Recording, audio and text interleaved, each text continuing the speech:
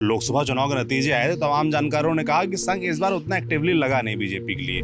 जो ओटीसी जो बोलते हैं तो उसके जो समारोह में उन्होंने ये बोल के भी बताया था, उसका काफ़ी वायरल भी हुआ था मोहन जी ने, और मोहन जी ने बिटवीन द लाइंस भी कहा होगा। तो ऐसा बोला जाता है कि उस वक्त आरएसएस उतनी एक्टिव नहीं थी, लेकिन अभी ये इलेक्शन इस बार आरएसएस एक्टिव है। इस बार आरएसएस काफ़ी एक्टिव है। प्लेनली पूछेंगे कि जनरल कि भाई आपका क्या कहना है, आपकी इश्यूज क्या है, कौन सा ये है वो है, और वो एक तरीके से एक पर्टिकुलर कलर से उसको टिक मार्क करते हैं। ये पर्टिकुलर फैमिली जो, ये पर्टिकुलर वोटर जो है, ये बीजेपी के फेवर में नहीं है।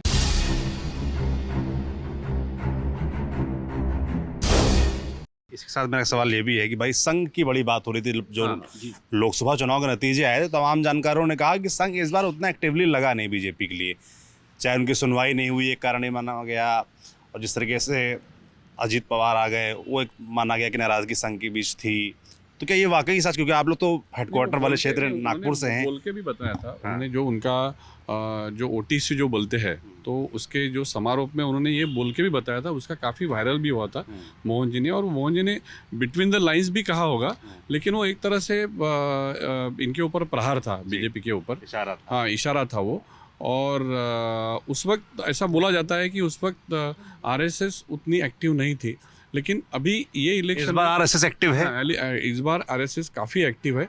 और कई बार ऐसा बोला जाता है कि लोग बोलते हैं कि आरएसएस के लोग तो हमारे घर में नहीं आते, लेकिन आरएसएस की एक अपनी स्ट्रेटेजी होती है। आरएसएस एक अलग तरीके से वे से उसका एक प्रचार करना, जैसा वो लोग सर्वे करते हैं, जैसे अभी मान लो कि वो सर्वे करेंगे एक एरिया का, बात करेंगे उनसे, तो बात करते करते करते वो प्लेनली पूछेंगे कि जनरल कि भाई आपका क्या कहना है, आपकी इश्यूज क्या है, कौन सा ये है वो है, और वो एक तरीके से एक पर्टिकुलर कलर से उसको टिक मार्क करते हैं। तो उसको ये करके कि यहाँ पे ये पर्टिकुलर फैमिली जो, ये पर्टिकुलर वोटर जो है, ये बीजेपी के फेवर में नहीं है, ऐसा। तो उसके ऊपर फिर वो बीजेपी को एक रिपोर्ट जाके उसका एक वर्क जो है वो उस तरह से वो किया जाता है।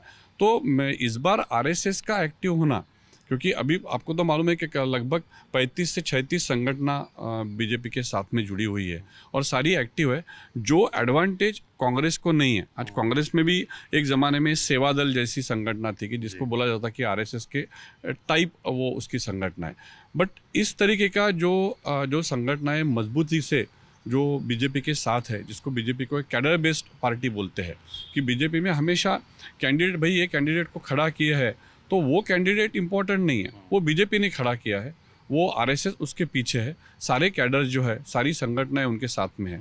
तो इस बार आरएसएस का एक्टिव होना ये एक बहुत बड़ी उपलब्धि बीजेपी की। बड़ी इंपॉर्टेंट चीज़ बताई योगेश जी कि आरएसएस एक्टिव है, संवाद के जरिए भी और फीडबैक के जरिए भी, और कहीं ना कहीं मुझे लगता है इससे जो वोटर है वो एम्पावर्ड महसूस करता है कि नहीं हमारी कोई सुनवाई हो रही है।